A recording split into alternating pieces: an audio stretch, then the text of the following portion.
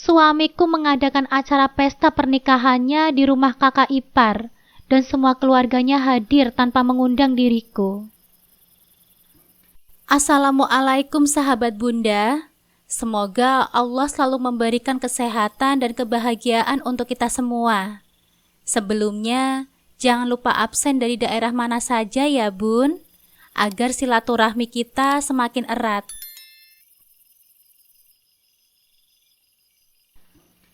Sore itu, langit terlihat mendung, seperti ikut merasakan apa yang ada di dalam hatiku. Rasanya ada yang ganjal, sesuatu yang tidak bisa kujelaskan, seperti bayang-bayang yang tiba-tiba hadir tanpa izin. Ponsel di tanganku berdering, dan saat ku tatap layarnya, aku melihat deretan foto dari anggota keluarga suamiku. Mereka nampak sedang bahagia, tertawa, berfoto bersama, menikmati hidangan mewah di teras belakang rumah Mbak Dewi. Tapi ada satu hal yang membuat nafasku tercekat. Hari ini ada acara besar, dan aku sama sekali tidak tahu apa-apa tentang itu. Aku memandang satu foto yang membuat mataku terpaku. Mbak Dewi berdiri di tengah, mengenakan dress merah marun, dikelilingi oleh iparku dan mertuaku. Semuanya nampak begitu bahagia, tapi aku tidak ada di situ. Tidak ada satupun bayanganku yang muncul di antara mereka.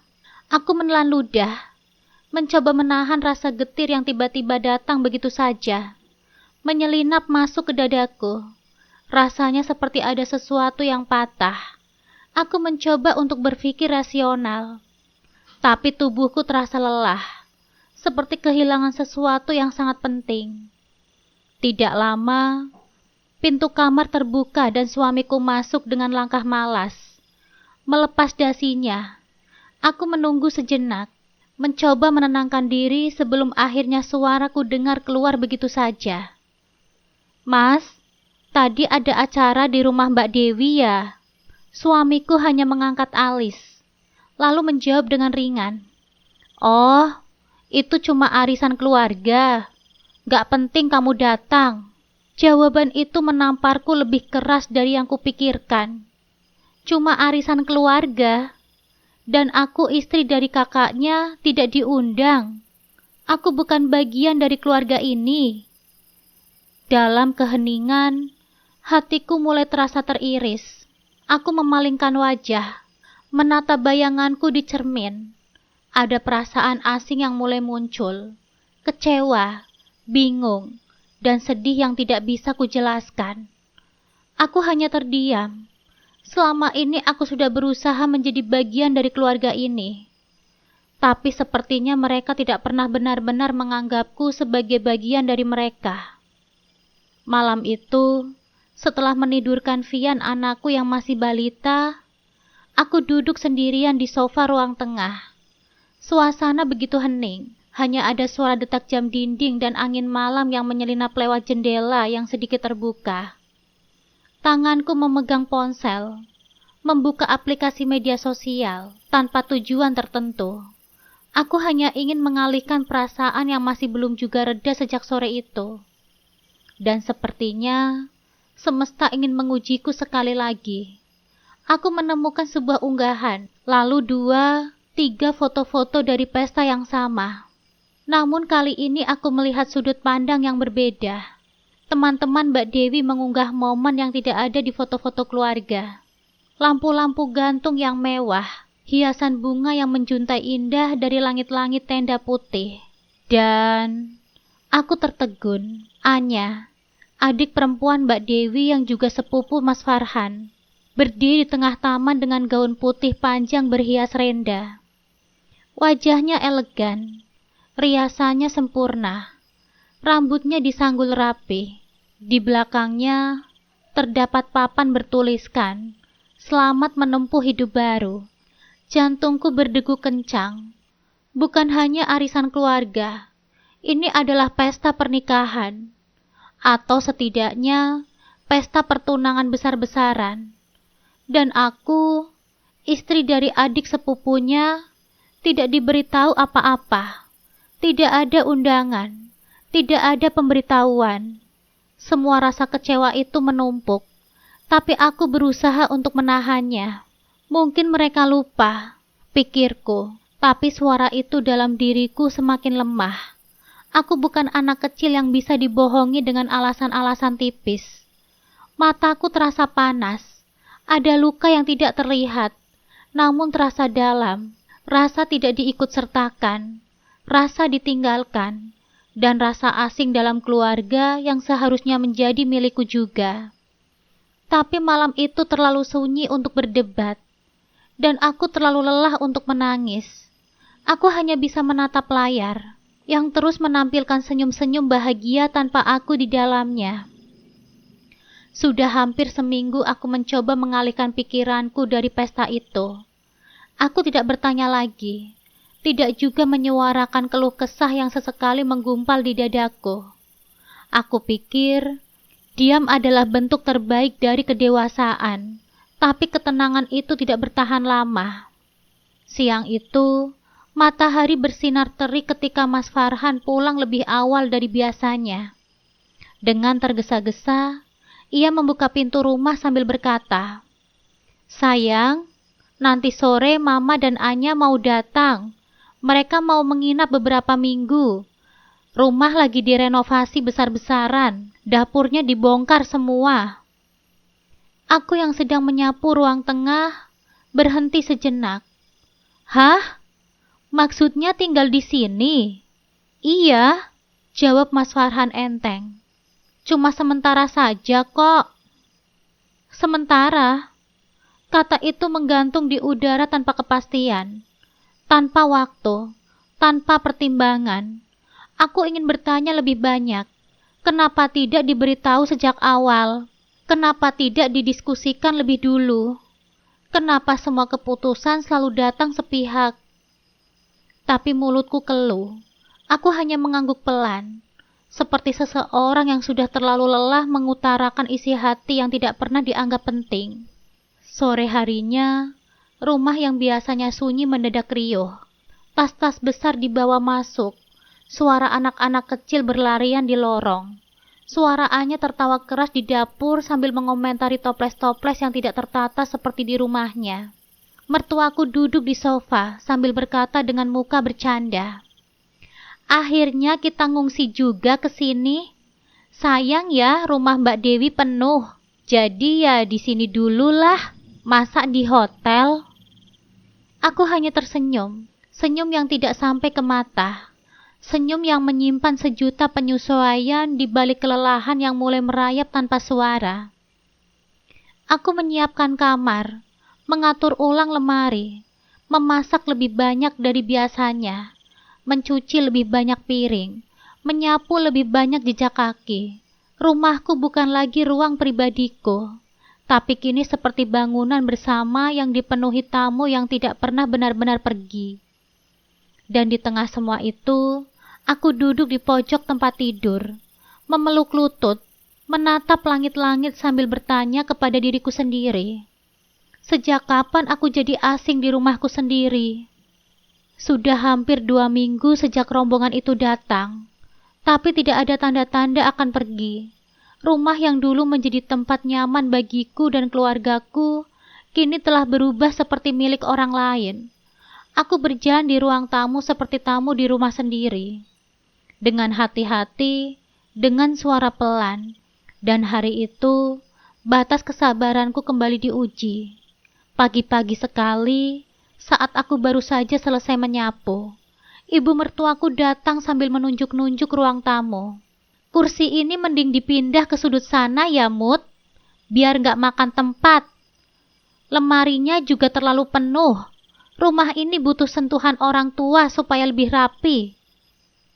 Aku menoleh pelan. Tanganku masih menggenggam sapu. Aku ingin menjawab, tapi seperti biasa, lidahku terasa keluh.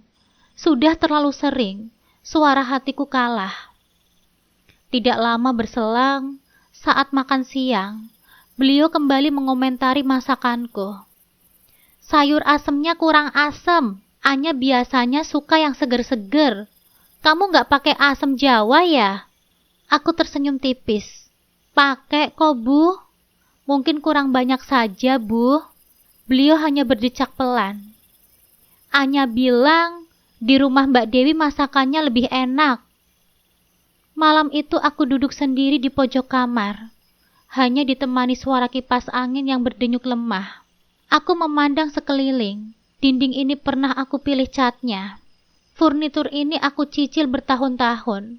Dapur ini aku bangun sedikit demi sedikit dari uang tabunganku. Tapi kini semua diatur orang lain. Dan yang paling menyakitkan, suamiku tidak pernah membelaku. Tidak satu pun pertanyaan, tidak satu pun pembelaan, bahkan tidak satu pun permintaan maaf. Aku menghela nafas panjang. Aku mulai bertanya-tanya, bukan hanya tentang rumahku yang kini bukan lagi milikku, tetapi tentang pernikahan yang terasa seperti satu-satunya ruang sempit yang tersisa. Tempat aku berdiri sendiri, perlahan-lahan terpinggirkan. Perasaan manusia seringkali menangkap sesuatu yang tidak tertangkap oleh logika. Sebuah ketidaknyamanan yang samar, seperti kabut tipis yang perlahan menyelimuti ruang hati tanpa bisa dijelaskan secara konkret. Tapi aku tahu, aku merasakannya. Perubahan itu ada, getaran asing itu nyata. Sudah beberapa hari aku menyaksikan interaksi antara Anya dan suamiku yang mulai keluar dari batas kewajaran. Pada awalnya, aku berusaha menyangkal, mencoba berdamai dengan pikiran-pikiran yang kuanggap terlalu sensitif. Tapi naluri seorang istri, sekaligus seorang perempuan yang mengerti bahasa tubuh dan nada bicara, tidak bisa aku abaikan begitu saja. Di suatu siang yang terik, saat aku baru pulang dari pasar membawa 2 kantong belanjaan berat, langkahku terhenti di depan pintu ruang tengah. Suara tawa menggema dari dalam rumah. Bukan tawa ringan yang biasa, tapi tawa yang panjang, penuh kedekatan, dan entah kenapa membuat dadaku terasa tercekat. Perlahan aku menapaki lorong rumah dan mendapati pemandangan yang mengiris nuraniku. Anya duduk terlalu dekat dengan Mas Farhan di sofa. Wajahnya menghadap Mas Farhan, tubuhnya condong ke arahnya, dan tangan kanannya menyentuh lengan Mas Farhan dengan gerakan yang bagiku tidak sepantasnya. Mas, lihat deh, meme ini lucu banget ya. Aku suka kalau Mas ketawa begitu, gemes. Ujar Anya sambil mencolek lengan Mas Farhan dan tertawa renyah. Mas Farhan hanya tersenyum. Senyum yang selama ini jarang dia tunjukkan kepadaku. Senyum yang dulu membuatku jatuh cinta. Dan kini, senyuman itu diberikan kepada orang lain. Di rumah yang kami bangun bersama dan kerja keras kami berdua. Aku berdiri di ambang pintu. Nafasku terasa berat. Mataku panas. Aku tidak tahu mana yang lebih menyakitkan. Melihat kedekatan itu, atau menyadari bahwa suamiku tidak merasa perlu menjaga jarak. Aku melangkah masuk perlahan, seolah tidak ingin suaraku mengganggu kehangatan semu yang sedang berlangsung di ruangan itu. Mas, bantuin aku bawain belanjaan yuk, kataku pelan, hampir tanpa tenaga. Mas Farhan menoleh, lalu berdiri cepat. Oh, iya sayang, katanya seolah baru saja sadar keberadaanku. Anya hanya tersenyum datar. Wah, Kak Mutia dari pasar ya? Pasti capek banget kan? Tapi bajunya keren juga tuh, cocok buat belanja, katanya sambil berjalan ke dapur. Aku tidak membalas. Hati ini sudah terlalu penuh untuk menanggapi sindiran halus itu. Aku membawa belanjaan ke dapur, menyusun bahan masakan di atas meja sambil mencoba menahan air mata yang mengembang di pelupuk. Malamnya, saat rumah sunyi dan anak kami sudah terlelap, aku duduk di tepi ranjang, menunduk dalam diam. Mas Farhan masih sibuk memainkan ponselnya. Jemarinya lincah menari di atas layar. Mas, ucapku lirih namun tegas. Aku mau bicara. Mas Farhan menoleh, masih dengan muka santai. Kenapa, Mut? Aku mengatur nafas. Aku merasa akhir-akhir ini Anya terlalu dekat sama kamu. Mas Farhan mengerutkan keningnya. Lalu dia tertawa kecil, seolah tidak percaya apa yang baru saja dia dengar. Maksud kamu dekat gimana, Mut? Dia sering menyentuh kamu, Mas. Bicara dengan nada manja, duduk berdekatan denganmu. Aku merasa gak nyaman. Aku ini kan istrimu, Mas. Aku mencoba bicara setenang mungkin, tapi sorot matanya tidak bisa menyembunyikan amarah dan luka yang sudah lama kupendam. Mas Farhan meletakkan ponselnya ke atas meja dengan gerakan kasar. Kamu itu kenapa sih, Mutia? Terlalu sensitif. Dia itu kan adikku sendiri. Gak ada yang aneh kan? Mas, dia bukan adik kandungmu. Dia itu sepupumu, Mas. Bahkan bukan dari keluarga inti. Dan cara dia bersikap itu sudah gak pantas. Mas gak merasa aneh sama sekali. Suaraku mulai bergetar, dan aku bisa merasakan air mata menggantung di pelupuk mataku. Mas Farhan berdiri, menatapku dengan sorot mata tajam. Kamu itu cemburu gak jelas. Anya itu sudah kuanggap seperti adikku sendiri. Kalau kamu gak bisa bedain mana yang wajar dan mana yang enggak, itu masalahmu. Aku mendekap dada, menahan perih yang mendadak mencengkram kuat. Tapi aku yang tinggal di rumah ini, Mas. Aku yang berhadapan langsung sama dia setiap hari. Aku yang ngerasain semuanya. Kamu bisa pura-pura gak lihat. Tapi aku gak bisa pura-pura gak sakit, Mas. Sudah cukup, Mutia, bentaknya. Jangan bikin drama. Aku capek. Dan begitu saja, Mas Farhan keluar dari kamar, membiarkanku sendirian di ruangan yang tiba-tiba terasa jauh lebih sempit dari biasanya. Aku menutup mata dengan kedua tanganku. Isakanku pecah. Rasanya seperti seluruh duniaku menjauh dariku. Ini bukan cuma tentang Anya. Ini tentang aku yang tidak lagi dianggap, tentang kepercayaan yang perlahan runtuh, tentang rumah tangga yang berubah menjadi ajang pembuktian. Siapa yang paling kuat bertahan dengan luka yang dipendam dalam diam. Malam itu, untuk pertama kalinya, aku bukan cuma merasa sendiri, aku merasa sendirian. Hari itu langit nampak muram, seperti mencerminkan hatiku yang lelah. Aku baru pulang dari warung kecil di ujung jalan, membawa bahan-bahan dapur yang tadi lupa ku beli. Di persimpangan kecil dekat pohon mangga tua, aku bertemu dengan Bu Ipah. Beliau menatapku dengan sorot mata yang berbeda. Assalamualaikum, Bu Mutia, sapanya. Waalaikumsalam, Bu, jawabku pelan. Dia menatap ke arah rumahku, lalu mendekat dan berbisik. Ibu, saya cuma mau tanya, Ibu nggak diundang ke acara di rumah Mbak Dewi minggu lalu ya? Aku mengangguk, mencoba tersenyum walaupun getir. Enggak, Bu, katanya cuma arisan keluarga biasa. Bu Ipah menarik nafas. Tapi Ibu dengar, itu bukan arisan biasa. Bukan juga acaranya Anya. Katanya semacam syukuran buat Mas Farhan. Aku tercekat.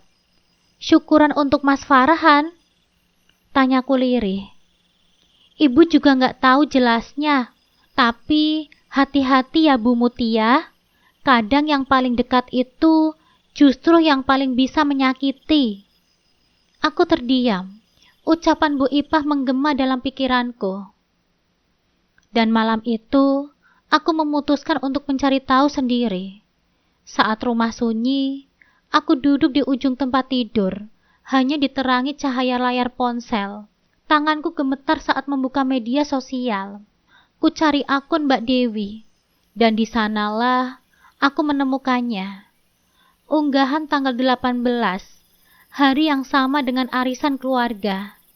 Satu foto mencolok, dekorasi pesta, balon, bunga, dan pelaminan kecil bertuliskan selamat menempuh hidup baru. Tidak ada tag nama, hanya emoji hati. Aku terus mengulir, mencari di akun teman-teman Mas Farhan, dan pada akhirnya kutemukan satu foto buram dari sudut belakang di pelaminan. Seorang pria dengan jas abu-abu menggenggam tangan seorang wanita bergaun biru muda. Wajah mereka samar, tapi aku tahu betul, pria itu Mas Farhan, dan wanita itu Anya. Tangannya menggenggam tangan Mas Farhan dengan erat, bukan genggaman saudara, tetapi genggaman sakral. Hatiku mencelos, sakitnya bukan karena tidak tahu, tapi karena semua ini telah terjadi di belakangku. Aku menatap cermin, wajahku nampak asing. Aku bukan lagi Mutia yang dulu, bukan lagi istri yang percaya kepada suaminya. Aku adalah perempuan yang ditipu, yang disisihkan, dan yang dibisiki rahasia oleh tetangga karena keluarga sendiri memilih untuk diam. Tapi malam itu, di balik air mata dan kelelahan, ada satu hal yang muncul, tekad. Aku tidak akan tinggal diam lagi, tidak untuk kebohongan sebesar ini. Tidak untuk sandiwara yang menjadikanku tokoh figuran di dalam kehidupanku sendiri. Rumah ini biasanya sudah sepi setelah pukul 10 malam. Tapi malam ini, ada yang menggantung di udara. Tegang, sunyi yang bukan damai, tapi seperti damai yang belum meledak. Aku duduk di ruang tamu. Bukan marah, bukan menangis, tapi aku tenang. Tenang yang bahkan aku sendiri tidak terkendali. Tenang yang berbahaya. Di tanganku, ponsel ini masih menampilkan foto yang telah mengubah segalanya. Mas Farhan baru saja pulang dari lembur. Wajahnya seperti biasa, lelah, capek. Tapi entah kenapa malam ini, aku tidak lagi ingin pura-pura tidak tahu. Aku tidak lagi mau menjadi wanita bodoh yang membohongi dirinya sendiri. Begitu dia meletakkan tas di sofa, aku membuka suara. Suaraku dingin, tapi dalam. Mas, aku mau kamu lihat ini. Dia menoleh, suaranya malas. Apalagi sih, Mut? Aku capek. Tolong lihat saja dulu, Mas. Sebentar. Aku menyodorkan ponselku. Layarnya menampilkan foto Mas Farhan dan Anya di pelaminan. Tangan mereka saling menggenggam. Sekejap, ekspresinya menjadi beku. Aku bisa melihat dia gugup, tapi dia cepat menutupinya. Laki-laki seperti Mas Farhan tahu cara bermain. Ya ampun, Mut, dia tertawa pendek. Ini kan foto iseng. Gila ya, kamu bisa mikir sejauh itu. Aku menatapnya lurus. Iseng di pelaminan, Mas. Pegangan tangan, Mas, di acara yang aku bahkan tidak diundang. Cuma dekor acara. Semua orang juga foto-foto di situ. Kamu aja yang parno. Langkah kaki terdengar dari atas. Anya turun, pakai daster panjang dan rambut dilepas. Gaya yang sengaja. Aku tahu. Ada apa sih, Kak? Tanyanya. Suaranya dibuat lembut dan gemetar. Kok ngomongnya keras banget? Aku berdiri. Nafasku teratur, tapi mataku tajam.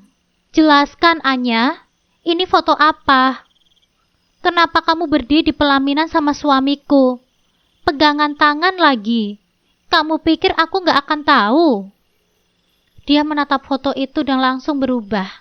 Matanya membesar, bibirnya bergetar, dan seperti yang sudah kuduga, air matanya langsung jatuh. Kak, aku gak tahu kenapa, karena dia selalu nuduh aku yang enggak. Aku ini kan cuma numpang. Aku bahkan gak pernah berniat aneh-aneh. Dari arah dapur, suara keras terdengar. Apa sih ribut-ribut malam-malam begini? Ibu mertuaku muncul. Begitu lihat Anya menangis, dan aku berdiri sambil memegangi ponsel. Dia langsung pasang wajah menghakimi. Mut, kamu itu nuduh Anya lagi ya? Kamu gak punya hati. Anak itu sudah kamu tuduh terus-terusan. Sekarang kamu mau menghancurkan nama baiknya. Aku tetap berusaha tenang. Bu, saya cuma nanya foto ini. Kenapa mereka bisa ada di pelaminan? Beliau melihat layar ponselku, lalu menghela nafas panjang. Aduh, cuma foto seperti ini saja kamu sudah lebih banget sih. Karena Farhan lebih akrab sama Anya, kamu langsung mikir yang bukan-bukan. Dasar perempuan iri hati. Kata-kata itu seperti tamparan yang keras. Aku tidak menangis. Mataku merah, tapi tidak ada air mata.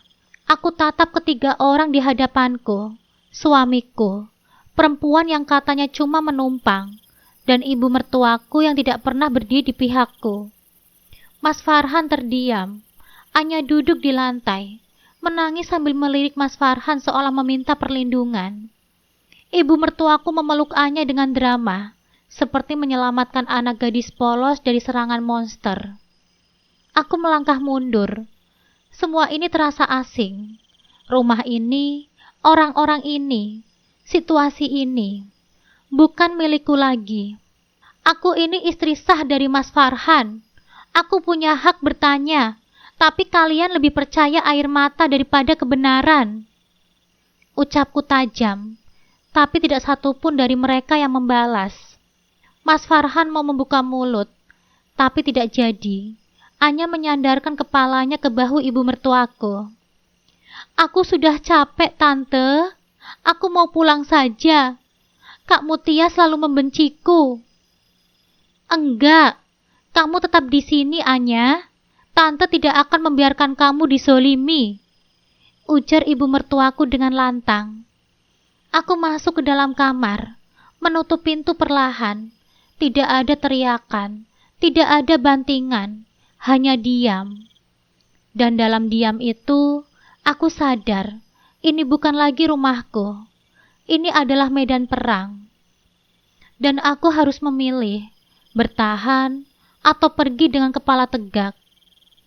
Hari-hari berlalu dalam keheningan. Rumah ini bukan lagi rumah yang aku kenal. Sudut-sudutnya tidak lagi hangat. Pintu-pintunya yang dulu terbuka kini telah tertutup. Tidak ada lagi suara tawa pagi dari Mas Farhan. Tidak ada lagi obrolan ringan. Tidak ada lagi obrolan ringan. Hanya kebisuan yang mengiris. Anya semakin leluasa. Pakaiannya semakin terbuka. Tank top ketat. Celana super pendek. Rambut selalu terurai. Seperti pamer. Seperti ingin menunjukkan aku di sini. Dan aku hanya bisa diam, menahan perih. Setiap kali dia lewat, aku merasa kecil, terhimpit, tidak diinginkan. Malam itu lebih sunyi dari biasanya. Keponakan-keponakan sudah tertidur. Ibu mertuaku terlelap di ruang tengah. Tapi aku masih terjaga. Mas Farhan tidak ada di kamar. Katanya selalu sama. Aku capek, Mut. Tidur di bawah sama ibu. Dan aku tahu, itu bukan lagi tentang kenyamanan, tapi penolakan, perlahan tapi nyata. Tempat tidur ini terasa kosong, sunyi, dingin. Ku dengar langkah kaki dari bawah. Aku intip sedikit dari balik pintu. Mas Farhan naik, tapi tidak ke arah kamar. Dia cuma lewat, mengambil baju dari lemari, bermain ponsel, matanya sibuk, tidak menatapku. Aku berdiri di balik pintu yang setengah terbuka. Mas, kenapa nggak tidur di kamar? Sama aku. Dia menoleh. Wajahnya terlihat letih, tapi juga marah. Aku capek, Mut. Tidur di bawah saja sama ibu. Lebih adem. Hanya itu jawabannya. Aku menelan ludah. Suaraku lebih dalam. Mas, aku juga capek, Mas. Capek lihat semua ini. Capek melihat kamu semakin menjauh. Dia menatapku. Wajahnya terlihat datar. Kamu itu gak mengerti, Mut. Aku cuma butuh waktu sendirian. Jangan kayak begini terus. Aku sudah capek beneran. Dan aku tahu, kalimat itu bukan cuma tentang fisik. Itu tentang jarak yang semakin nyata. Tentang kenyataan bahwa aku sudah kehilangan tempatku. Aku tidak lagi menjadi prioritasnya. Tidak lagi dilihat. Tidak lagi dihargai. Suamiku sudah memilih jarak. Sudah memilih tidur dengan ibunya. dengan Anya di bawah satu atap. Dan aku hanya istri yang tinggal nama. Kemudian aku mengalihkan pandanganku ke ruang keluarga. Dari balik pintu yang sedikit terbuka, aku melihat Anya di sana, berbaring di sofa, mengenakan piyama yang sangat ketat dengan rambut dibiarkan terurai. Lampu ruang tengah hanya menyisakan sedikit cahaya tamaram. Dan aku melihatnya tertawa bersama Mas Farhan, lembut, pelan, penuh keakraban, dan itu menekan hatiku dengan sangat kuat.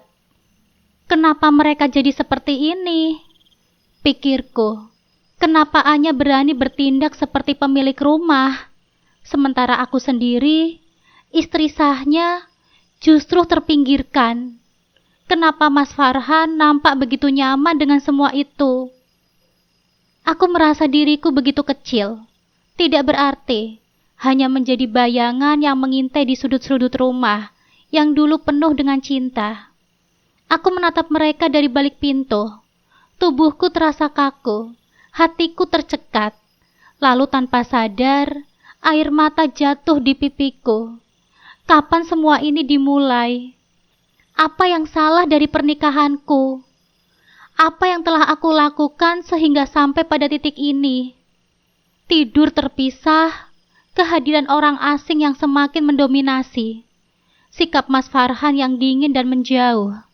Semua itu terlalu banyak untuk kutanggung, dan semuanya begitu menyakitkan, lebih dari yang bisa kuungkapkan. Aku mundur perlahan, berjalan kembali ke kamar.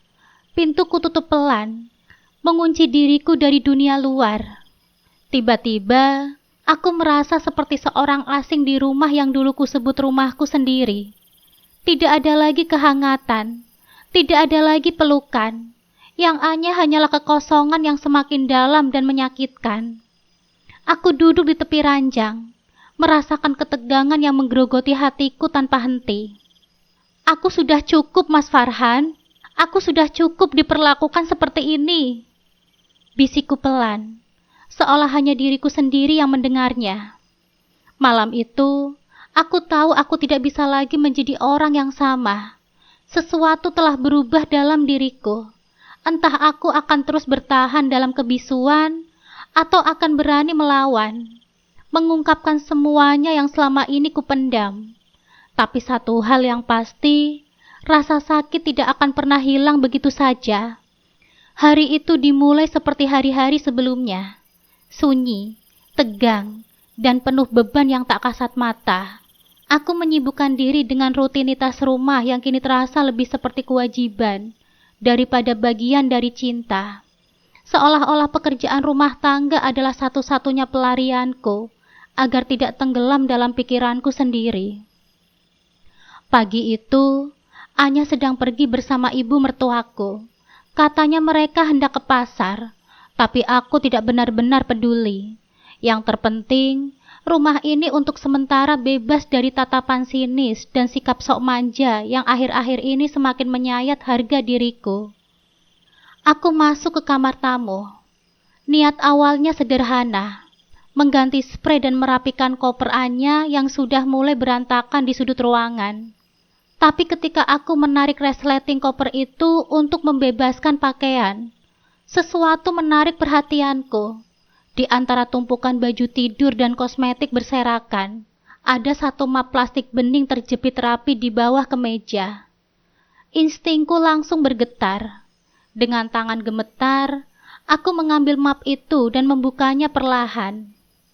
Mataku langsung tertumpuk pada selembar dokumen resmi berkop KUA. Aku membaca nama yang tercantum di sana, dan dunia seolah berhenti berputar. Akta nikah Mas Farhan Faturrahman dan Anya Reva Saputri. Aku membaca dan mengulang. Tanganku menggenggam kertas itu dengan keras. Tanggalnya, tanggal di mana Mbak Dewi mengadakan pesta besar. Hari di mana aku tidak diundang. Hari di mana Mas Farhan berkata, itu cuma arisan keluarga, gak penting kamu datang. Aku terjatuh, duduk di lantai, nafasku tak beraturan, mataku memanas. Dunia seperti runtuh di sekelilingku. Setiap detik yang kulalui selama beberapa minggu terakhir ini terasa seperti jebakan yang disusun rapi. Aku bukan hanya diabaikan, bukan hanya dicurangi, aku dihianati sepenuh-penuhnya. Aku menatap kertas itu, berharap aku salah baca, tapi nama itu, tanda tangan itu, bahkan foto kecil di pojok kertas memperlihatkan senyum Mas Farhan.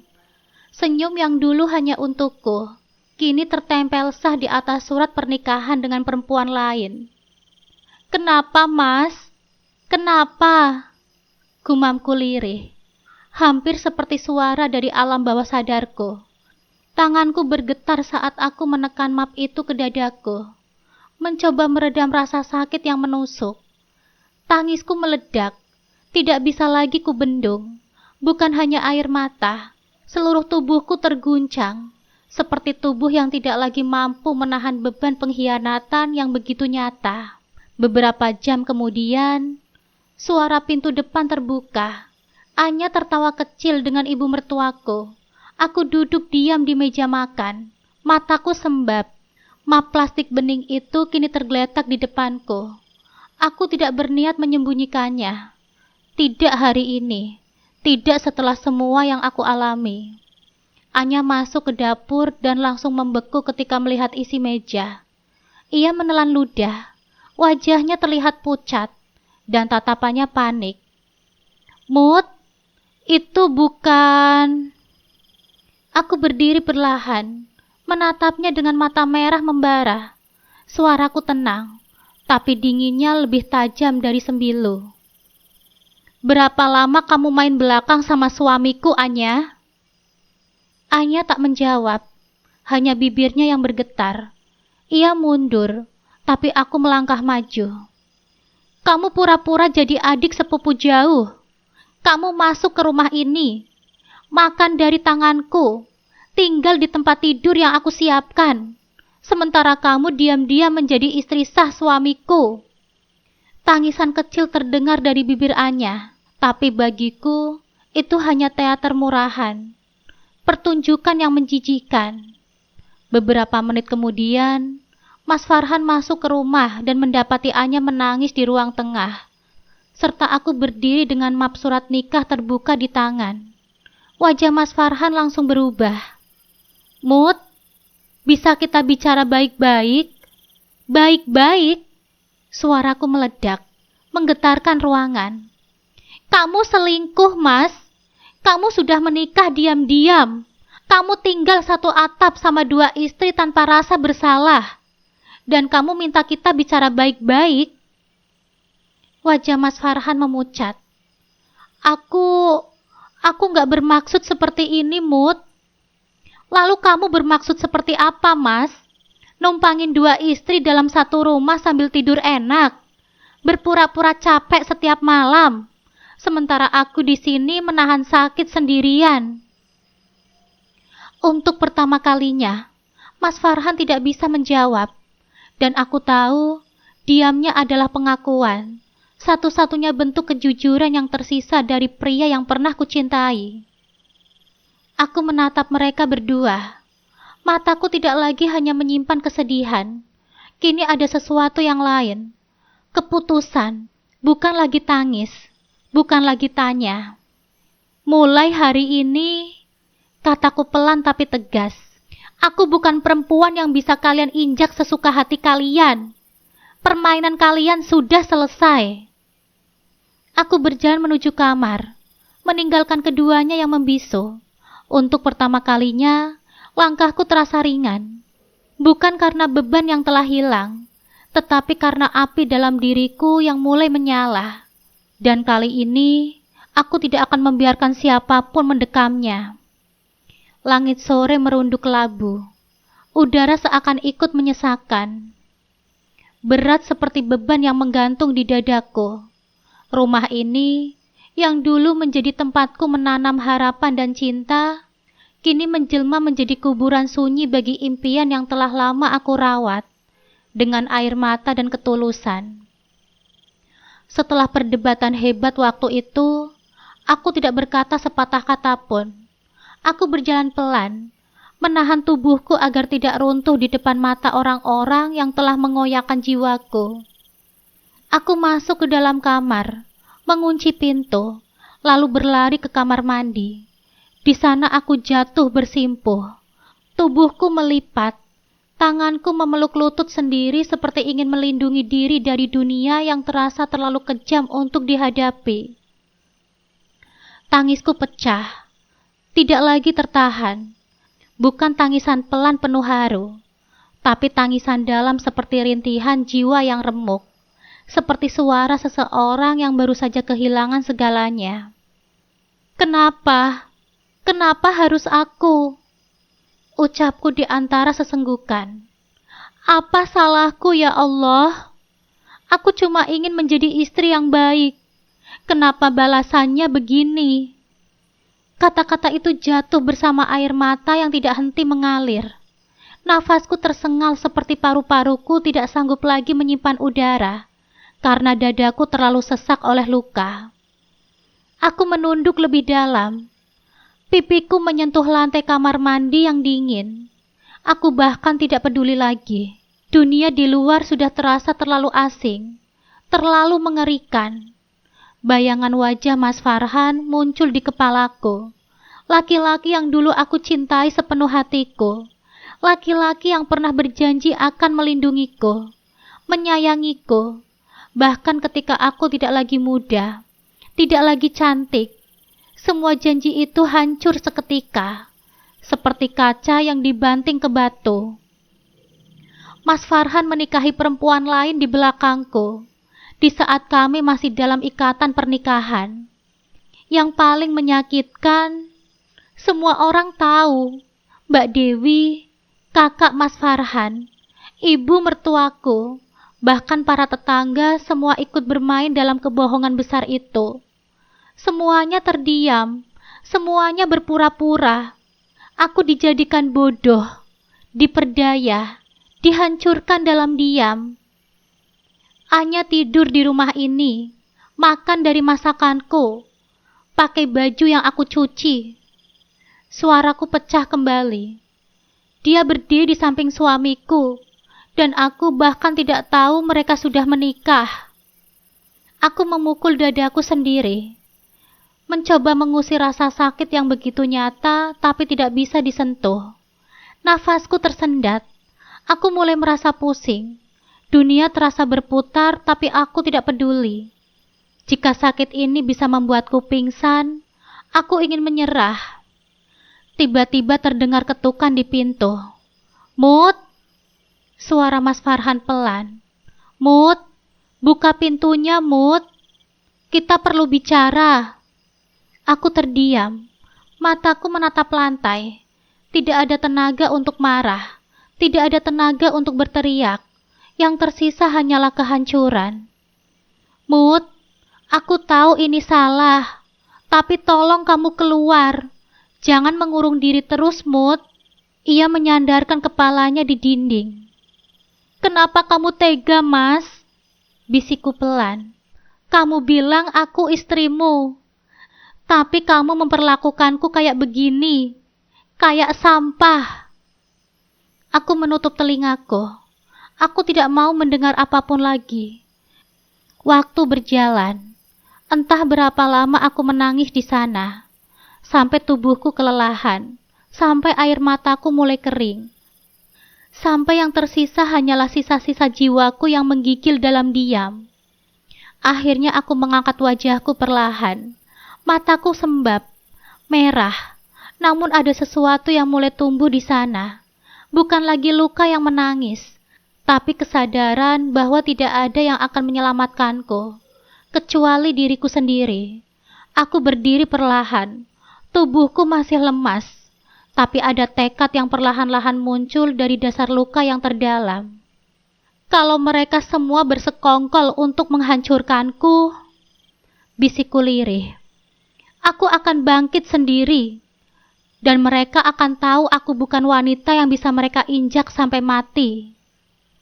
Aku berjalan keluar kamar. Wajahku masih basah, tapi langkahku mulai lebih pasti. Ini bukan akhir.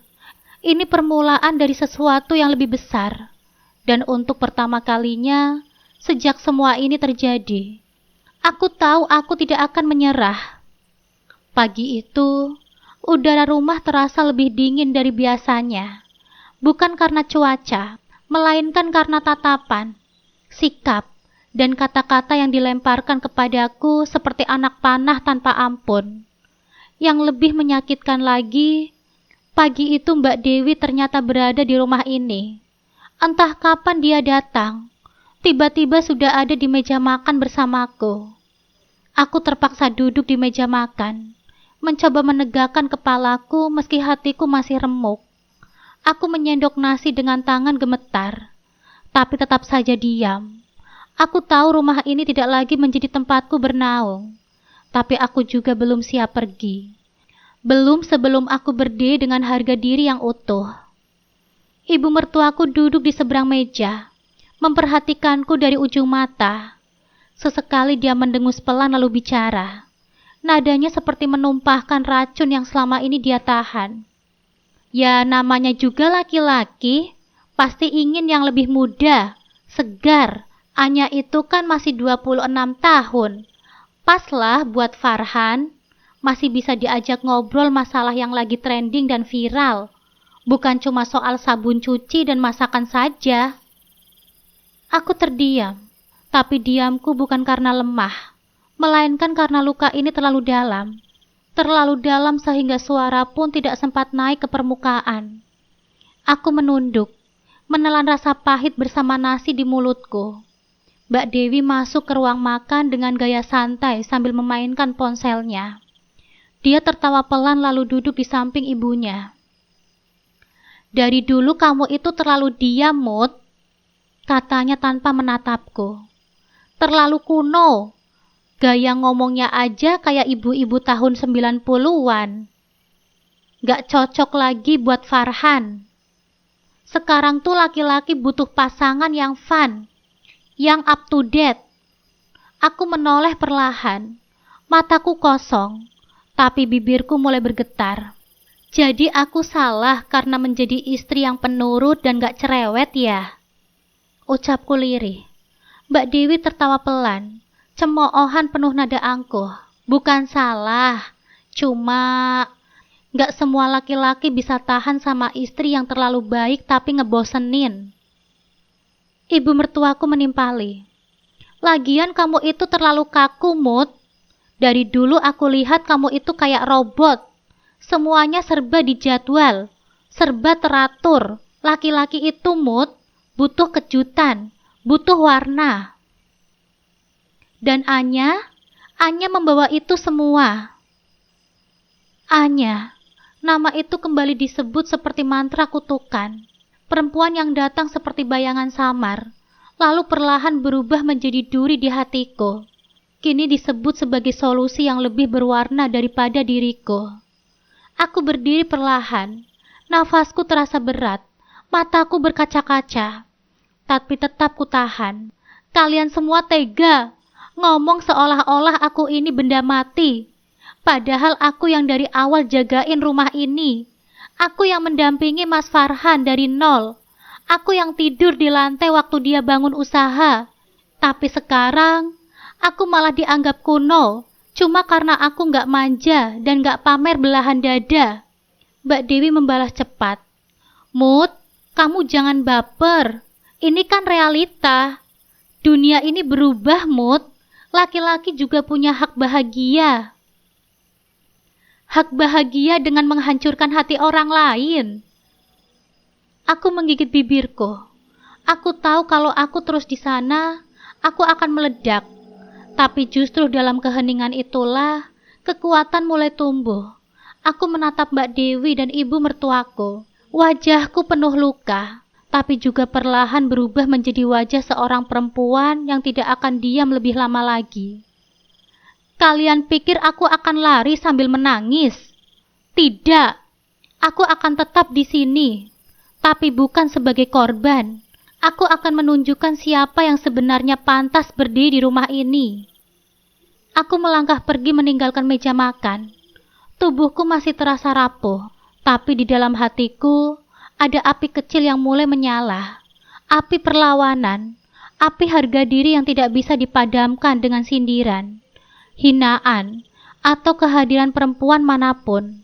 Langit sore itu seperti turut merunduk. Sisa sinar matahari menyelinap masuk lewat celah tirai ruang keluarga, membentuk garis-garis keemasan yang memudar di lantai.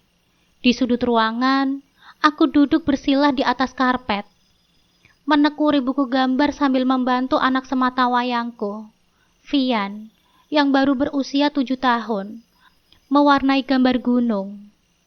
Beberapa detik hening, hanya suara pensil warna yang tergeser dengan kertas. Sesekali diiringi helaan nafas pendek dari Vian. Tapi entah kenapa, hatiku terasa gelisah. Ada firasat bahwa ada sesuatu yang keluar dari mulut mungil itu.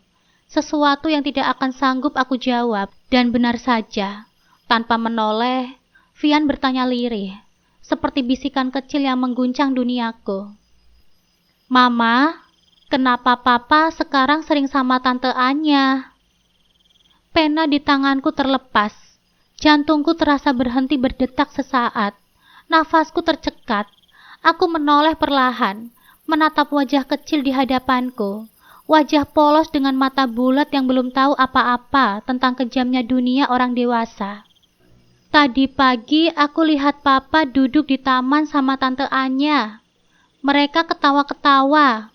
Papa megangin tangan Tante Anya." Senyum kecil itu tersungging di wajah Vian. Tanpa sadar bahwa kata-katanya telah menusuk dadaku seperti sembilu tajam. Aku terdiam, bibirku terbuka sedikit, tapi tidak ada suara yang keluar. Lidahku terasa keluh, air mataku menumpuk di pelupuk mata tapi belum tumpah. Aku menggenggam lututku dengan erat, mencoba menahan tubuhku agar tidak roboh di depan anak sendiri. "Vian sayang," suaraku akhirnya keluar, parau dan bergetar, nyaris seperti rintihan. "Tante Anya itu temennya Papa. Tapi kamu jangan terlalu dekat ya." Vian menatapku dengan kebingungan. Alisnya berkerut. "Tapi kenapa Tante Anya nginep di sini, Mah? Kenapa Papa sekarang sudah gak tidur lagi sama Mama? Mama nangis ya tadi malam." Aku memalingkan wajahku. Air mata itu tidak bisa kutahan lagi. Aku menunduk, mengusap pipiku cepat-cepat. "Mama sedih ya?" Suaranya kini lebih pelan, seperti takut telah berkata sesuatu yang salah. Aku mengangguk pelan. "Nak, tapi bukan karena kamu. Mama cuma capek. Tapi kamu gak usah pikirin itu ya. Mama janji, apapun yang terjadi, Mama bakal tetap sayang sama Vian. Mama gak akan pergi, gak akan ninggalin Vian." Vian berpindah mendekat, memelukku dengan erat. Pelukan kecil itu justru membuatku semakin hancur. Anak itu tidak tahu bahwa dunia kecilnya sedang direnggut diam-diam, bahwa senyum papanya sudah tidak utuh lagi untuk dirinya. Aku mencium rambut anakku sambil menahan tangis yang semakin dalam. "Kamu gak salah, Nak. Kamu gak salah." Tapi dalam hatiku aku menjerit. "Mas Farhan, sudah cukup kamu menghancurkanku, Mas. Tapi sekarang, kamu rusak anak kita juga." Hari itu aku tidak bisa tidur. Tatapan polos anakku terus terbayang dalam pikiranku. Kata-kata sederhana Vian menjadi palu terakhir yang menghantam kesadaranku, bahwa ini tidak lagi soal cinta yang dihianati. Ini sudah menjadi soal hidup seorang anak. Dan sejak hari itu, aku bersimpuh. Aku tidak lagi diam. Aku tidak akan kalah lagi. Dan aku tidak akan membiarkan neraka tumbuh dalam kebohongan dan luka seperti yang aku alami. Hari itu, langit nampak tidak bersahabat. Awan menggantung seperti beban berat yang enggan turun sebagai hujan. Tapi di dadaku, badai telah berkecamuk sejak semalam.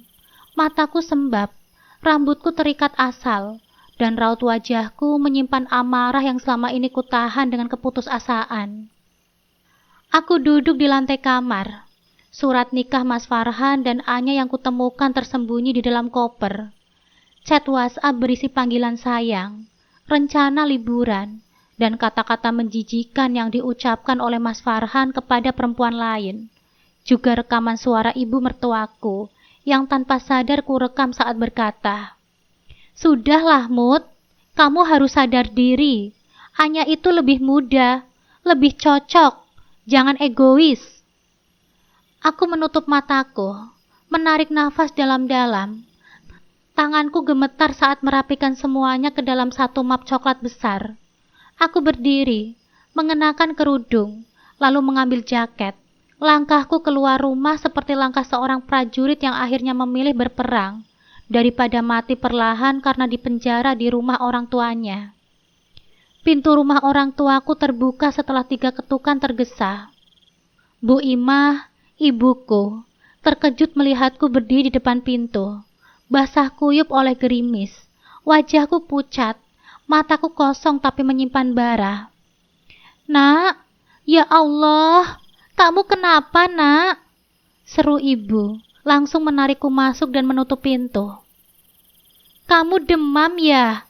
Kamu habis nangis lagi?" Aku tidak menjawab. Aku hanya membuka tasku, mengeluarkan map coklat, dan menaruhnya di atas meja makan dengan suara keras yang mengejutkan ayahku, Pak Wawan, yang sedang membaca koran.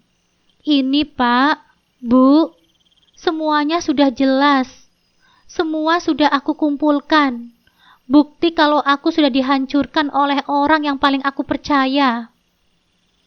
Pak Wawan menatap map itu dengan dahi berkerut. Ia mengambilnya, membuka perlahan, dan membaca isi surat nikah itu. "Farhan menikah lagi?" Suaranya parau, seolah tidak percaya. "Dengan Anya?" tambah ibu, merapat ke map, melihat deretan foto dan tangkapan layar percakapan. "Ya Allah, ini beneran Anya yang selama ini tinggal di rumahmu, yang katanya itu keponakan jauh, yang bilang cuma menumpang." Akhirnya aku bersuara. Suaraku penuh luka, penuh amarah, dan kelelahan yang tidak lagi bisa kusembunyikan.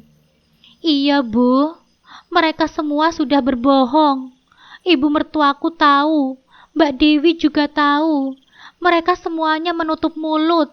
Sementara aku tinggal serumah sama pelakor yang ternyata istri sah suamiku sendiri. Ibu tahu, aku masakin mereka setiap hari. Aku mencuci baju mereka. Aku diam saat Anya menggoda Mas Farhan di depan mataku, karena aku pikir aku yang salah, Bu. Tapi ternyata aku hanya sedang dibodohi, dibungkam." Bu Imah menutup mulutnya dengan tangan. Ibuku menangis. "Astagfirullah anakku." Pak Wawan berdiri dengan wajah merah padam. Tangannya mengepal begitu kuat sehingga sendi-sendinya menadih. "Kurang ajar Farhan. Kurang ajar laki-laki itu. Aku percaya sama dia. Aku yang menyerahkan kamu ke dia dengan restuku, dengan doaku. Tapi dia malah mempermainkanmu seperti ini." Aku menggeleng, menahan air mata yang sudah tidak bisa lagi dicegah. Aku diam, Pak. Selama ini aku hanya diam. Aku tahan semua hinaan dari ibu mertuaku. Aku tahan saat Mas Farhan mulai tidur di bawah dan bilang dia capek. Aku tahan waktu anakku bertanya kenapa papanya lebih sayang kepada Tante Anya. Tapi hari ini, aku sudah tidak tahan lagi. Aku gak mau anakku tumbuh dalam rumah yang penuh kebohongan. Aku gak mau menjadi istri yang dungu, yang terus berharap orang macam dia akan sadar. Dia tidak akan sadar, karena dia tidak merasa bersalah. Ibu mendekap dan memelukku. Tangis kami pecah dalam pelukan itu. 2 perempuan dari 2 generasi, tapi sama-sama tahu luka perempuan tidak pernah sederhana. "Kamu gak sendiri, Nak. Kamu pulang ke rumah ini, dan kami akan melindungi kamu. Anak kamu, cucu kami, akan kami jaga. Pak Wawan menyambar jaketnya. Aku akan temui Farhan. Aku akan buat dia tahu kalau anakku bukan perempuan lemah yang bisa diinjak-injak. Aku akan buat dia sadar dia telah menghancurkan keluarganya sendiri. Aku berdiri, mataku sembab, tapi sorot mataku kini tajam. Jangan buru-buru, Pak. Aku tidak akan lari lagi. Kali ini aku akan hadapi semuanya. Dan di ruang makan sederhana itu, aku berdiri sebagai perempuan dewasa yang akhirnya berkata cukup. Hari itu bukan hanya hari kebohongan terbongkar, tapi hari di mana aku, Mutia, akhirnya memulai babak baru bukan sebagai istri dari Mas Farhan, tetapi sebagai perempuan yang menanduskan menyelamatkan dirinya dan anaknya. Hari-hari setelah aku kembali ke rumah orang tuaku tidak lagi diisi dengan tangisan yang tidak berkesudahan. Meski luka di hatiku masih menganga dan malam-malam terasa panjang dan sunyi, ada sesuatu yang perlahan tumbuh di dalam diriku. Sebuah api kecil yang mulai menyala. Bukan api dendam, bukan, tapi api kesadaran. Kesadaran bahwa aku tidak boleh selamanya tertindas. Bahwa pengkhianatan yang kualami harus kutanggapi dengan langkah cerdas. Bukan hanya dengan air mata. Di ruang tengah rumah orang tuaku, aku duduk berdua dengan kakakku, Mbak Dian, seorang pengacara muda. Selama ini dia hanya diam. Dia menyimpan amarahnya rapat-rapat, mungkin karena tidak ingin memperkeruh keadaan. Tapi hari itu, justru dia yang lebih dulu membuka suara. Mut, kamu gak harus menjadi perempuan yang diam terus. Kamu punya hak, dan sekarang saatnya kamu pakai hak itu. Aku menoleh pelan, mengangkat wajahku yang letih. Mbak Dian sudah tahu semuanya. Mbak Dian mengangguk. Sejak kamu diam terus setiap kita video call, sejak kamu selalu bilang baik-baik saja, dengan suara lemas. Aku tahu ada yang tidak beres. Tapi aku menunggu kamu untuk ngomong. Aku terisak pelan, tapi aku mengangguk. Aku membuka map coklat yang selama ini kusimpan, memperlihatkan semua bukti kepadanya. Satu persatu dia telaah. Ia tidak hanya melihat, tapi juga mencatat. Surat nikah ini sah, katanya serius. Tapi jelas cacat hukum karena Farhan tidak meminta izin kepada istri pertama. Artinya, kita bisa gugat dia dengan pasal 279 KUHP tentang pernikahan tanpa izin istri. Kita juga bisa tuntut pembagian harta bersama, rumah, kendaraan, tabungan. Kamu punya bukti kontribusi ekonomi, transfer, struk belanja rumah. Aku mengangguk pelan. Banyak, aku simpan semuanya. Selama ini aku pikir, kalau suatu hari nanti aku ditinggal, setidaknya aku masih bisa hidup. Mbak Dian menggenggam tanganku dengan erat. Bagus, kamu lebih kuat dari yang kamu pikirkan, Muti. Dan sekarang aku akan mendampingimu. Kita tidak akan main emosi. Kita main hukum. Diam-diam, rapi. Tanpa mereka sadar kamu sedang balik arah. Dan kamu akan menang. Hari-hari berikutnya ku jalani dengan langkah yang lebih pasti. Diam-diam aku pergi ke kantor pengacara, ke bank untuk meminta salinan rekening, ke notaris, dan ke dinas catatan sipil. Setiap kali keluar rumah, aku selalu mengenakan masker dan kacamata hitam. Aku tidak ingin ada tetangga yang mengenaliku, dan mulai menggunjing. Semua proses kulakukan dengan hati-hati. Tanganku sempat gemetar ketika aku menandatangani surat kuasa hukum, tapi aku tetap menandatanganinya dengan tegas. Dengan ini, saya, Mutia Azahra, mengajukan gugatan cerai terhadap suami saya, Mas Farhan Faturrahman, karena telah melakukan poligami tanpa izin, pengkhianatan pernikahan, dan kekerasan emosional. Setelah itu, Mbak Dian menyerahkan berkas-berkasnya ke pengadilan agama. Gugatan resmi dimasukkan, termasuk permohonan sebagai harta gonogini, hak asuh anak, dan larangan menjual aset selama proses berlangsung. Aku melakukan semua ini tanpa banyak kata, bukan karena aku takut, Tetapi karena aku ingin Mas Farhan terkejut, laki-laki yang selalu menganggap aku lemah itu harus tahu bahwa surat cerai yang dia pikir tidak akan pernah datang dari tanganku, justru akan datang mengejutkannya, dengan semua konsekuensi hukum yang tidak bisa dia abaikan. Sore itu, aku duduk di halaman rumah orang tuaku. Langit mulai berwarna jingga, matahari hampir tenggelam.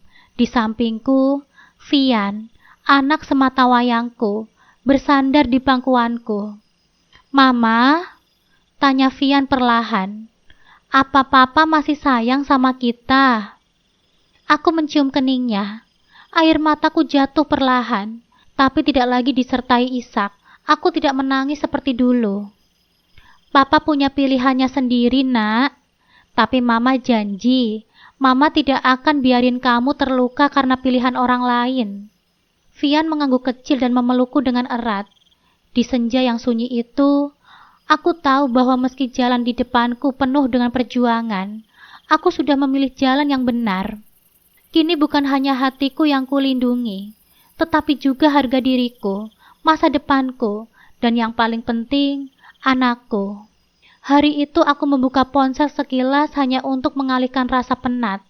Tapi yang kutemukan bukan hiburan, melainkan berita viral yang menghiasi lini masa berbagai platform media sosial. Sebuah artikel dengan judul mencolok terpampang dengan jelas. "Pembisnis muda tersandung skandal pernikahan ilegal dengan keponakannya sendiri. Gugatan cerai dari istri pertama sudah masuk ke pengadilan." Awalnya aku kira itu hanya artikel clickbait, tapi foto-foto yang disematkan tidak bisa disangkal. Itu Mas Farhan dan Anya.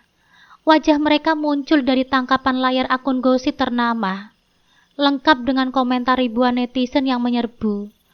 Nama mereka tidak disebut secara eksplisit, tapi dunia maya memang tidak butuh nama untuk menebak kebenaran.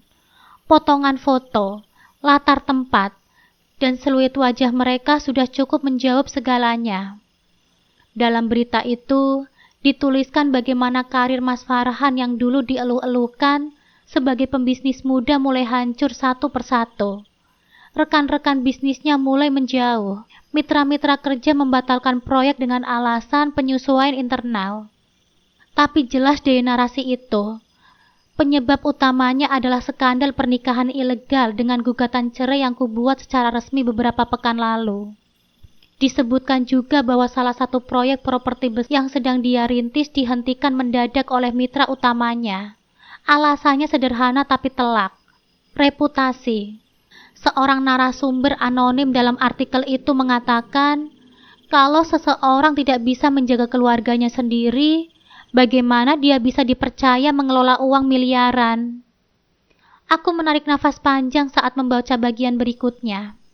Sekretaris Mas Farhan, menurut berita itu, kewalahan menerima permintaan wawancara dari media. Dua klien penting dikabarkan mundur dalam satu hari. Mas Farhan disebut mulai kehilangan kendali, frustasi, bahkan menggebrak meja kerja hingga dokumen berserakan. Parkiran kantornya yang mulai ramai kini disebut nyaris kosong. Lalu sorotan beralih ke Anya. Artikel itu menyebut bahwa Anya mulai merasa malu dan gelisah karena netizen mulai menyeret namanya ke dalam pusaran hujatan. Komentar-komentar seperti pelakor dapat batunya, dan istri kedua ilegal nggak keren, membanjiri unggahan-unggahan terkait mereka. Anya mulai panik, bahkan disebut bahwa dia dan Mas Farhan untuk pertama kalinya tidur di kamar terpisah karena tekanan yang mereka alami. Aku menatap layar ponsel itu lama, bukan dengan senyum puas, bukan juga dengan rasa bangga, tetapi dengan rasa lega yang sunyi, bukan karena mereka telah menderita, melainkan karena kebenaran akhirnya berbicara tanpa perlu aku angkat suara. Dunia menyaksikan sendiri, tanpa perlu aku membalas dendam secara terang-terangan. Pagi itu, suara telepon dari Bu Ipah masuk saat aku baru saja selesai menyeduh teh. Awalnya aku pikir beliau hanya ingin menanyakan kabar, seperti biasa. Tapi ternyata tidak. "Bu Muti?" Suara Bu Ipah terdengar berat di seberang sana. Ibu masih ingat Anya kan? Aku diam sejenak. Nama itu masih menusuk meski waktu telah berjalan. Iya Bu, emangnya kenapa? Bu Ipah menghela nafas panjang sebelum melanjutkan. Dia sekarang kasihan banget Bu. Sudah beberapa hari dia nggak keluar kamar. Ibu tahu dari sepupunya yang tinggal di kompleks yang sama. Katanya Anya itu kurus, pucat, dan setiap hari cuma menangis. Orang tuanya di kampung juga sudah tahu soal berita-berita itu. Ibunya sempat telepon, marah-marah, katanya malu karena nama keluarga mereka disebut-sebut. Aku menggenggam cangkir teh lebih erat. Diam. Farhan juga katanya semakin keras sekarang. Kalau dulu Anya dibelikan baju, dimanja, setiap malam dipeluk dan disayang. Tapi sekarang sudah nggak lagi, Bu. Dia cuma duduk di depan laptopnya, ngomel sendirian soal investor yang mundur, soal saham yang turun. Anya mencoba mendekati dia, tapi malah Anya dimarahi. Katanya kalau nggak bisa bantu soal bisnis, mendingan nggak usah menambah beban. Suara Bu Ipah sempat bergetar, seperti menahan emosi. Anya menangis, Bu. Katanya dia juga stres, dihina sama netizen, dibilang menjadi pelakor, dituduh poligami ilegal. Hatiku mencelos mendengarnya, bukan karena merasa iba, tapi karena semua yang kutakutkan dulu kini telah terjadi satu persatu. Ibu nggak bisa bela siapa-siapa ya Bu Muti, tapi waktu sepupunya cerita, katanya Anya bahkan sudah nggak mau makan, cuma memeluk bantal, menangis seharian. Dia sempat bilang ke ibunya, aku nggak tahu semuanya bakal seberat ini. Aku menutup mata, membayangkan gadis yang dulu dengan angkuhnya berkata bahwa cinta bisa mengalahkan segalanya. Kini bahkan keluarganya pun mulai mengambil jarak. Suara Bu Ipah kembali lirih. Mungkin ini yang namanya karma ya Bu Muti. Tapi seberat apapun, rasanya tetap saja sedih kalau perempuan sampai hancur kayak begitu. Aku menatap keluar jendela. Jakarta masih sama, langit biru, suara kendaraan berlalu lalang. Tapi di balik itu, ada kisah yang tidak semua orang tahu, tentang cinta yang dibayar mahal, tentang harapan yang berubah menjadi luka. Aku hanya bisa menggumam pelan. Bukan aku yang membalas, tapi semesta yang menegakkan keadilannya. Waktu terus berjalan, aku membuka email yang dikirim oleh Mbak Dian.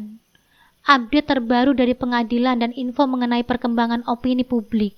Wajahku tenang, bukan puas, tetapi lega karena akhirnya kebenaran tidak lagi tersembunyi. Aku menatap foto diriku dan Vian di meja kecil itu. Aku gak minta dia hancur, bisikku pelan. Aku cuma ingin dunia tahu bahwa perempuan yang diam bukan berarti kalah. Kadang diam adalah cara terbaik untuk mengembalikan semua dengan cara yang menyakitkan. Beberapa hari kemudian, aku berdiri di depan meja pengacara bersama Mbak Dian. Tangan kami sibuk merapikan berkas-berkas, surat nikah, bukti transfer keuangan, bahkan tangkapan layar pesan-pesan Mas Farhan yang dulu sempat kusimpan diam-diam. Bukan untuk membalas dendam, tetapi sebagai bukti bahwa aku pernah berjuang, dan sekarang aku juga berhak untuk pergi. Aku tidak lagi menangis, wajahku tegas, bukan karena aku sudah sembuh sepenuhnya, tetapi karena aku memilih untuk bangkit. Aku memilih menyelamatkan diriku sendiri. Kamu siap menghadapi ini di ruang sidang? Tanya Mbak Dian, menatapku di balik kacamatanya. Aku mengangguk pelan. Aku harus siap, Mbak. Kalau bukan sekarang, aku gak akan pernah benar-benar lepas. Hari sidang itu tiba lebih cepat dari yang aku pikirkan. Aku duduk di bangku penggugat, menatap lurus ke depan. Sementara Mas Farhan duduk tidak jauh dariku. Wajahnya terlihat kusut, seperti seseorang yang tidak tidur semalaman. Tapi aku sudah tidak lagi mencari-cari bayangan laki-laki yang dulu kucintai dalam dirinya. Yang duduk di depanku sekarang hanyalah orang yang pernah mengkhianatiku. Dan itu sudah cukup. Hakim membaca berkas-berkas kami, mendengarkan kronologinya, dan sesekali menatap kami bergantian. Saat giliran aku untuk berbicara, suaraku sempat bergetar, tapi aku tidak goyah. Yang mulia, saya bukan ingin menjatuhkan siapapun, kataku dengan suara pelan namun pasti. Saya hanya ingin memberi diri saya kesempatan untuk sembuh dan hidup tanpa luka yang terus dikorek setiap hari. Aku bisa merasakan Mas Farhan menunduk saat aku mengatakan itu. Tapi aku tidak peduli. Aku sudah terlalu lama hidup dalam bayang-bayang rasa bersalah yang bukan milikku. Sidang ditunda 1 kali untuk mediasi. Tapi seperti dugaanku, mediasi itu hanya formalitas. Mas Farhan tidak lagi mencoba membujukku. Ia hanya diam, sesekali menjawab singkat saat ditanya oleh mediator. Sampai pada akhirnya, pada sidang keempat, keputusan itu dibacakan. Gugatan cerai dikabulkan.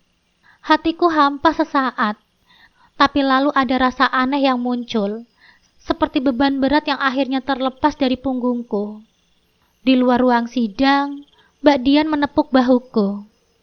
Kamu resmi bebas, Mutia. Sekarang saatnya kamu pikirin kamu sendiri. Aku tersenyum samar. Terima kasih, Mbak Dian.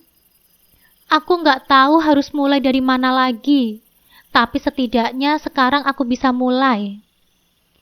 Dan malam itu, untuk pertama kalinya setelah sekian lama, aku memeluk anakku sambil benar-benar bisa bernafas lega.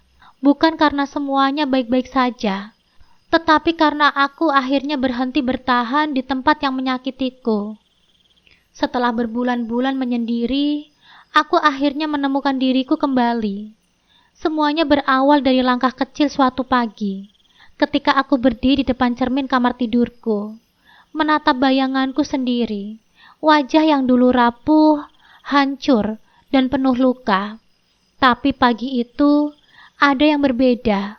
Wajahku terlihat lebih cerah, mataku tidak lagi murung, dan senyum tipis mulai menghiasi bibirku. Kamu bisa lebih dari ini, Mutia. Gumamku kepada diriku sendiri tanpa ragu. Saat itu, aku menoleh keluar jendela dan melihat anak semata wayangku bermain di halaman. Ada getaran hidup yang baru di dalam diriku. Tidak ada lagi bayang-bayang Mas Farhan, Anya, atau ibu mertuaku. Tidak ada lagi ruang untuk air mata. Hidup ini milikku sekarang. Aku tidak langsung melepaskan semua kekacauan dalam hidupku dalam sekejap. Tapi aku mulai merencanakan masa depanku. Dengan modal keberanian dan dukungan dari sahabat-sahabatku, membuka usaha kuliner kecil-kecilan. Dari dulu aku memang suka memasak, dan kini aku ingin mewujudkannya sebagai bagian dari diriku yang lebih kuat dan mandiri. Hari-hari pertama tentu penuh dengan tantangan. Meskipun aku sempat merasa cemas dan ragu, aku memulainya dengan membuka kafe kecil, menyajikan menu khas masakan rumahan yang biasa ku buat untuk keluargaku di rumah. Setiap pagi, aku mengenakan apron dengan semangat baru. Anehnya, apron itu membuatku merasa lebih percaya diri. Setiap potongan kue, setiap aroma masakan dari dapur, seolah menjadi simbol kebebasan yang kini kuraih. Mutia, kamu hebat. Aku bangga sama kamu, Mutia. Suara Mbak Dian. Kakakku, setelah aku berhasil mengirimkan bed pertama kue ke salah satu kafe di pusat kota. Tapi aku nggak bisa lakukan ini tanpa kamu, Mbak. Jawabku. Suaraku bergetar karena bahagia. Kamu yang selalu ada untukku. Kamu yang selalu membuatku bangkit lagi. Aku memang tidak sendirian dalam perjalanan ini. Keluarga dan teman-temanku menjadi tiang penyangga yang kokoh. Ibuku yang dulu sering mengkhawatirkanku, kini menjadi pendukung terbesarku. Kamu pantas lebih dari itu, Mutia. Katanya penuh kasih sayang saat kami berdiskusi tentang rencana bisnisku di ruang tamu rumah orang tuaku. Farhan itu cuma bagian kecil dari hidupmu yang sudah berlalu. Sekarang kamu fokus pada anakmu dan masa depanmu. Jangan biarkan masa lalumu menghancurkan masa depanmu. Aku hanya mengangguk waktu itu. Matanya memancarkan kehangatan dan dukungan yang membuatku merasa semakin kuat. Sahabat-sahabatku yang membantuku. Kamu pantas lebih dari itu, Nak. Katanya penuh kasih sayang saat kami berdiskusi tentang rencana bisnisku di ruang tamu rumah orang tuaku. Farhan itu cuma bagian kecil dari hidupmu yang sudah berlalu. Sekarang kamu fokus sama anakmu dan masa depanmu. Jangan biarkan masa lalumu menghancurkan masa depanmu. Aku hanya mengangguk waktu itu. Matanya memancarkan kehangatan dan dukungan yang membuatku merasa semakin kuat. Sahabat-sahabatku yang juga membantuku. Tidak hanya memberikan semangat, tetapi juga membantu mempromosikan bisnis kecilku di media sosial. Mereka mengenalkan kafe kecilku ke teman-teman mereka. Mut, kamu bukan cuma istri yang terluka, kata Mbak Dian dengan tatapan yang penuh percaya diri kepadaku. Kamu lebih dari itu. Kamu adalah wanita yang punya kekuatan, potensi, dan masa depan. Namun perjalanan ini tentu tidak semulus yang terlihat. Suatu hari, saat aku sedang mengelola kafe, seorang pengunjung datang. Wajahnya tidak asing. Ternyata, dia adalah teman lama Mas Farhan. Aku sempat terdiam, tapi aku tidak membiarkan diriku goyah. Mut, katanya dengan suara canggung. Kamu baik-baik saja kan? Saya baik-baik saja kok, jawabku tegas. Suaraku penuh keteguhan tanpa ragu sedikit pun. Dan kafe ini baru saja memulai langkah pertama menuju sukses. Aku hanya menatapnya, tapi aku tidak membiarkan hatiku kembali ke masa lalu. Aku hanya tersenyum tipis di dalam hatiku berkata, aku sudah lebih baik tanpa kamu semua. Seminggu berlalu, kafe kecilku mulai dikenal banyak orang. Pelanggan datang berulang kali karena masakan rumahan yang kuhidangkan dan suasana hangat yang kubangun. Aku tidak lagi dilihat sebagai wanita yang terluka, tetapi sebagai pembisnis yang cerdas dan tangguh. Setiap kali kulihat pelanggan tersenyum saat keluar dari kafe, aku merasa semakin kuat. Sore itu terlihat cerah, kafe sedang ramai-ramainya. Lalu aku menerima telepon dari seorang investor. Dia tertarik menjadikan kafe kecilku sebagai awal dari sebuah jaringan usaha yang lebih besar. Selamat Mutia, kami ingin mengembangkan bisnis ini bersama Anda. Anda punya visi yang kami cari, katanya. Aku terdiam sejenak, terkejut, tapi kemudian aku menjawab dengan penuh keyakinan. Saya siap. Mari kita buat bisnis ini tumbuh. Malam itu, aku kembali berdiri di depan cermin. Kali ini bukan untuk menangis. Aku menatap diriku sendiri dengan penuh kebanggaan. Di wajahku, ada ketenangan dan rasa percaya diri yang belum pernah kurasakan sebelumnya. Aku sadar, aku bukan sekedar istri yang pernah terluka, tetapi aku adalah wanita dengan kekuatan luar biasa. Aku pantas untuk bahagia, gumamku. Aku pantas untuk meraih impian-impian yang dulu aku kira tidak akan mungkin. Dan sekarang, aku adalah seorang ibu dan juga pembisnis. Aku belajar bahwa kebahagiaan datang dari dalam diri. Tidak ada yang bisa merampasnya dariku. Aku lebih bijak, lebih berani, lebih percaya pada diriku sendiri. Pagi itu terasa cerah. Aku sibuk di dapur kafe, menyiapkan pesanan pelanggan tetap. Tanganku cekatan menata kue, menyusun piring-piring kecil yang penuh dengan hidangan lezat. Setiap sudut kafe ini menjadi saksi perjalananku. Dari wanita yang hancur karena pengkhianatan, kini aku berdiri sebagai simbol kekuatan dan kemandirian. Lalu teleponku berdering. Saat kulihat layar, hatiku sempat berhenti sejenak. Nomor yang sudah lama kuhindari. Mas Farhan.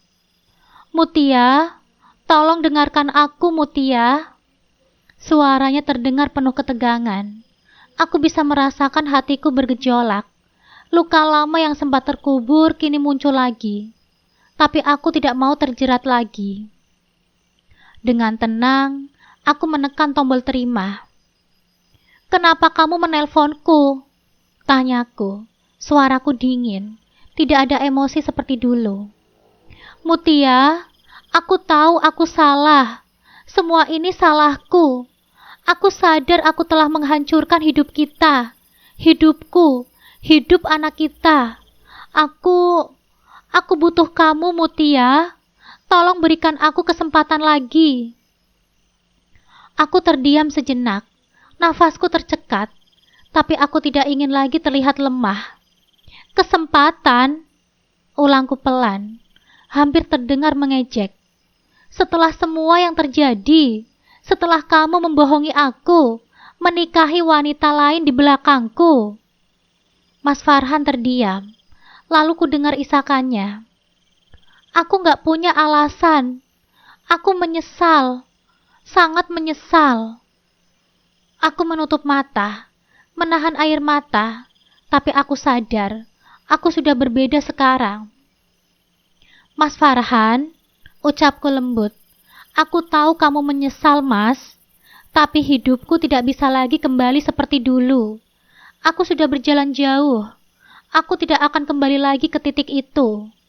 Di seberang sana, Mas Farhan menangis. Dia sadar semua yang dulu dia anggap penting, kini telah sia-sia. Aku cuma ingin memperbaiki semuanya, Mutia. Untukmu, untuk anak kita. Dan untuk diriku sendiri, katanya. Aku mengangguk pelan, meski dia tidak bisa melihatnya. Mas Farhan, aku harap kamu benar-benar sudah berubah. Bukan untukku, tetapi untuk dirimu sendiri dan untuk Anya. Aku sudah memaafkan kalian, tapi aku tidak bisa lagi kembali. Mut, aku tidak berharap kamu melupakan semuanya. Aku cuma ingin kita berdamai. Aku akan pergi sekarang. Aku tidak akan mengganggu hidupmu lagi. Tapi aku akan selalu menghargai waktu kita dulu. Dengan suara tegas, aku menjawab. Terima kasih, Mas Farhan. Tapi hidupku sudah berubah. Aku lebih kuat sekarang. Aku ingin hidupku lebih baik tanpa kamu. Aku akan selalu mendoakan yang terbaik untukmu. Aku menutup telepon, menarik nafas panjang. Beban yang dulu kurasa begitu berat, kini terasa jauh lebih ringan. Aku tidak bisa mengubah masa lalu, tapi aku bisa memilih masa depanku. Aku menatap langit dari balik jendela kafe, dan untuk pertama kalinya, sejenak lama aku merasa tenang. Mas Farhan pergi tanpa ada kesempatan kedua. Dan aku telah menemukan diriku sendiri. Aku telah bangkit. Dan tidak ada lagi yang bisa menghentikanku. Sekarang aku mengerti bahwa tidak semua cinta layak diperjuangkan dengan habis-habisan. Bahwa tidak semua kesabaran akan berujung manis. Dan bahwa tidak semua orang yang kita lindungi akan memilih untuk tetap tinggal. Aku pernah menjadi Mutia yang tulus, yang mengabdi tanpa pamrih, yang membenarkan setiap luka demi mempertahankan sebuah ikatan bernama pernikahan. Aku pernah begitu percaya bahwa cinta bisa menyelamatkan semuanya. Tapi ternyata, cinta saja tidak cukup. Ketika kejujuran tidak lagi jadi bagian dari rumah tangga. Mas Farhan, laki-laki yang pernah kudoakan setiap malam, ternyata menikahku dari belakang. Dia menikahi gadis muda diam-diam, dengan restu dari keluarganya, tanpa sedikit pun menghargai siapa aku dan seperti apa perjuanganku selama ini. Aku sempat hancur, terpuruk, merasa seperti perempuan yang paling bodoh di dunia karena tidak menyadari kebohongan yang telah berlangsung begitu lama. Tapi di titik terendah itulah, aku menemukan diriku yang baru. Bukan lagi Mutia yang hanya menangis di balik pintu kamar, tetapi Mutia yang tahu cara bangkit, dengan kepala tegak. Aku tidak membalas dengan emosi, tidak membalas dengan caci maki. Aku hanya melangkah pergi, membawa seluruh harga diriku yang tersisa, dan meninggalkan mereka dalam kebohongan yang mereka ciptakan sendiri. Kini satu demi satu kepalsuan itu runtuh. Bisnis mereka yang dulu dibanggakan kini telah bangkrut. Keluarga mereka tercerai-berai oleh konflik yang saling mencurigai. Dan pernikahan yang mereka sembunyikan itu tidak pernah benar-benar memberikan mereka kedamaian. Karena apa yang dibungkus di atas dusta akan hancur dengan sendirinya. Dan aku baik-baik saja. Aku tidak lagi menjadi bayangan dari seseorang yang tidak menghargai kehadiranku. Aku hidup, utuh, tanpa mereka. Dan aku tahu, kini aku lebih kuat dari sebelumnya. Jadi untukmu yang pernah menyakitiku, terima kasih. Tanpa pengkhianatanmu, aku tidak akan pernah tahu betapa luar biasanya aku saat bangkit. Dan untuk para perempuan di luar sana, yang mungkin sedang diam menahan luka, ingatlah, diam bukan berarti lemah. Kadang, diam adalah cara kita mempersiapkan badai. Dan ketika badai itu datang, jangan salahkan kami karena telah memperingatkanmu terlalu lama. Karena seorang perempuan yang bangkit dari pengkhianatan bisa menjadi kekuatan paling mematikan yang pernah kau abaikan. Aku adalah Mutia, dan kisahku bukan kisah tentang kekalahan, tapi tentang kemenangan yang terlahir dari luka yang paling dalam. Tamat.